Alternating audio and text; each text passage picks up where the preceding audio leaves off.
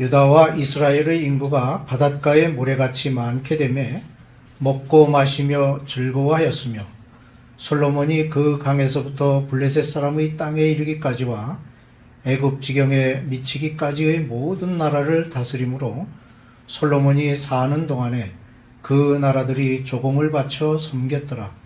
솔로몬의 하루의 음식물은 가는 밀가루가 30고루요 굵은 밀가루가 60고루요 살진 소가 10마리요 초장의 소가 20마리요 양이 100마리이며 그 외에 수사슴과 노루와 암사슴과 살진 새들이었더라.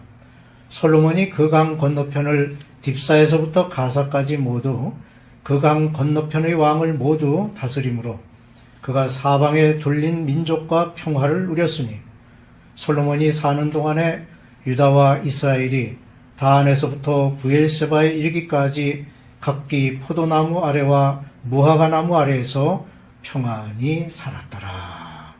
아멘. 본문 말씀 속에서 찾아볼 수 있는 몇 가지 표현이 있습니다. 먹고 마시며 즐거워하였다. 모든 나라들이 조공을 바쳐 섬겼더라.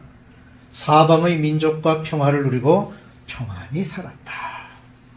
이 정도가 되면 그야말로 태평성대라 아니할 수 없습니다. 어려서부터 부른 찬송이 귓가에 아른거립니다. 참 아름다워라 주님의 세계는 저 솔로몬의 옷보다 더 고운 백합화. 이 찬송은 마태복음 6장 29절을 내용으로 담고 있는 것인데, 그러나 내가 너에게 말하노니 솔로몬의 모든 영광으로도 입은 것이 이 꽃 하나만 갖지 못하였느니라 는 말씀이 이 찬송의 기초가 됩니다. 솔로몬의 통치 시대는 이스라엘 왕국의 황금 시기로 불려집니다. 솔로몬은 하나님을 경외했고 뛰어난 지혜를 가진 왕이었습니다. 솔로몬 왕의 통치는 백성과 신하들을 한 마음으로 뭉치게 했고 평화스러운 가운데 온 백성은 풍성한 소산과 재물로 큰 번영을 누리고 있었습니다. 4장 앞부분에는 왕을 보좌하고 돕는 신하들과 지방 장관들의 면면이 기록되어 있습니다. 이들은 지혜의 왕 솔로몬 앞에서 안정된 나라를 이루어가는 일에 역할을 한 이들이었습니다. 그리하여 솔로몬이 누리는 영화를 본문에서 읽었듯이 신하들과 백성 그리고 이웃 나라들에게까지 평화롭게 영향을 미치는 모습을 볼 수 있습니다. 그런데 이런 평화는 하나님께서 솔로몬을 통해 주신 것인데, 그러면 하나님의 인도하심을 살펴보겠습니다. 우선 이스라엘이 누린 번영의 원인이 있습니다. 천지 만물이 하나님의 창조로 말미암아 존재하는 것과 같이 이스라엘의 안정과 평화는 하나님의 뜻으로 주어진 것입니다. 흔히 생각하기를 다윗의 영토 확장과 이것을 솔로몬이 이어받아 그의 지혜로 번영을 누리게 되었다고 할 것입니다. 하지만 통치자가 막강한 힘과 지혜를 가졌다고 해서 반드시 그 나라가 번영하고 풍족한 삶을 누린다고 볼 수 없습니다. 여기에는 하나님의 뜻과 섭리가 있어야만 합니다. 이스라엘의 번영은 하나님께서 왕으로부터 백성에게 이르기까지 모든 사람들의 마음을 하나로 묶어주셨기 때문에 가능한 일이었습니다.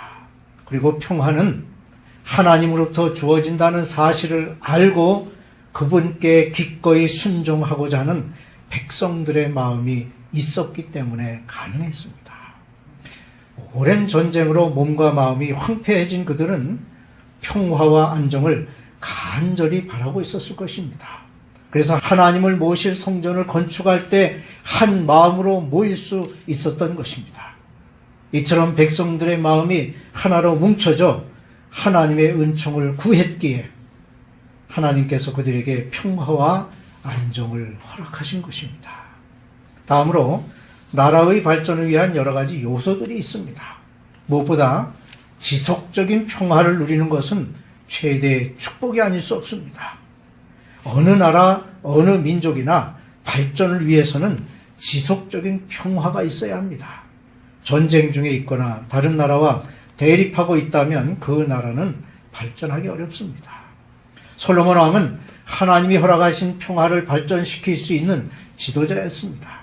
솔로몬은 아버지 다윗 왕이 일으켜 놓은 풍족한 것들을 향상시키고 발전시킬 수 있는 지혜를 가졌습니다.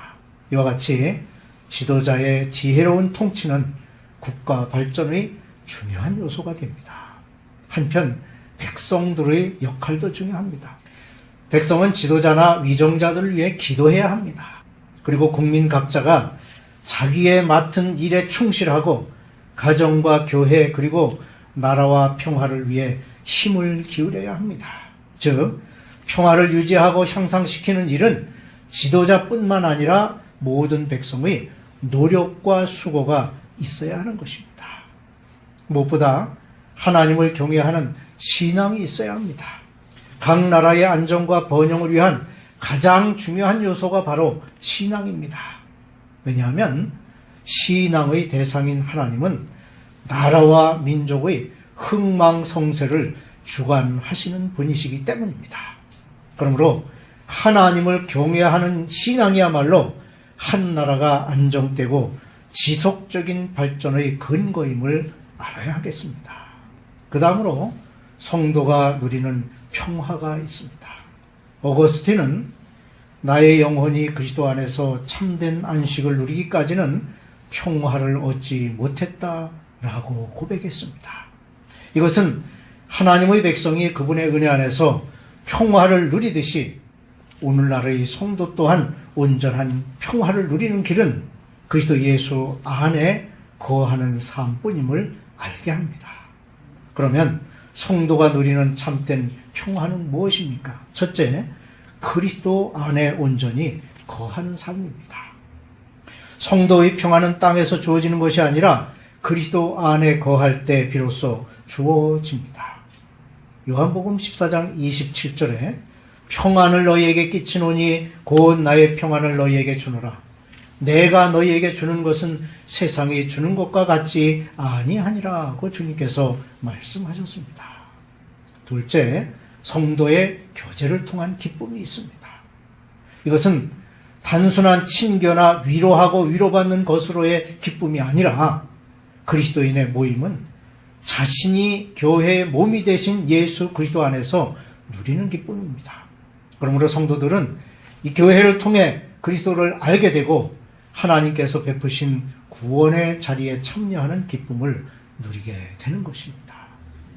그리하여 그리스도를 구주로 영접한 사람은 하나님을 아버지로 모시고 섬기면서 평화를 맛보게 되는데 그것은 불완전한 인간이 완전하신 하나님을 따르고 헌신할 때 누리게 되는 평화입니다. 하나님께서 솔로몬에게 주신 지혜는 전무후무한 것이어서 동방과 애굽의 모든 지혜보다 뛰어났으며 소문으로 인해 천하의 모든 왕들이 그 지혜를 들으러 사람을 보낼 정도였습니다. 솔로몬은 그 뛰어난 지혜로 많은 잠언과 시를 남겼습니다. 솔로몬 왕에 대해서는 기독교 신앙을 갖지 않은 일반 사람들도 그의 뛰어난 지혜를 가진 왕으로 익히 알고 있는 사실입니다. 그런데 그의 뛰어난 지혜는 하나님으로부터 온 지혜로 하나님을 경외할 줄 아는 지혜이며 그 누구와도 비교할 수 없는 지혜입니다. 솔로몬이 쓴 잠언 9장 10절에는 여호와를 경외하는 것이 지혜의 근본이요 거룩하신 자를 아는 것이 명철이니라고 명쾌하게 표현하고 있습니다. 이제 솔로몬의 지혜를 생각하면서 우리가 우리의 삶 속에서 어떻게 지혜로운 삶을 살아야 할 것인가에 대해 말씀을 나누겠습니다. 첫째로 솔로몬의 지혜가 어떤 것인지를 알아야 합니다. 우선 솔로몬의 지혜는 하나님으로부터 나온 지혜입니다. 이 지혜는 솔로몬의 기도로 응답받은 것으로 하나님은 인간의 이성에 지혜를 주시고 이를 보존하고 발전하도록 섭리하십니다. 그리하여 솔로몬의 지혜가 그렇게 뛰어날 수 있었던 것은 하나님의 은총과 사랑으로 인한 것이었습니다. 솔로몬의 지혜는 넓고도 심오한 지혜였습니다. 솔로몬에 대해 기록한 말씀을 보면 그의 지혜는 미치지 않는 분야가 없을 정도로 자연, 과학, 철학, 문학 등 전 분야에 걸쳐 해박하고 광범위한 지식을 가지고 있었습니다. 인간은 아무리 천재적 식견을 가지고 있다고 해도 한 가지 혹은 몇 가지의 특별한 분야 이외에는 정통하기 어렵습니다. 그래서 다방면에 걸쳐 박식함과 깊은 지식을 갖는다는 것은 쉬운 일이 아닙니다. 하지만 솔로몬은 모든 것을 포함하는 지식의 소유자였습니다. 그의 지식은 방대한 영역에 걸쳐 있었을 뿐만 아니라 그 깊이 또한 심오한 경지에 이른 것이었습니다. 솔로몬의 지혜는 탁월한 지혜였습니다. 그의 지혜가 학문을 탐구하는 동방의 모든 사람들과 애굽의 의학, 천문학, 건축에서 지혜를 가진 자보다 뛰어남을 보여줍니다.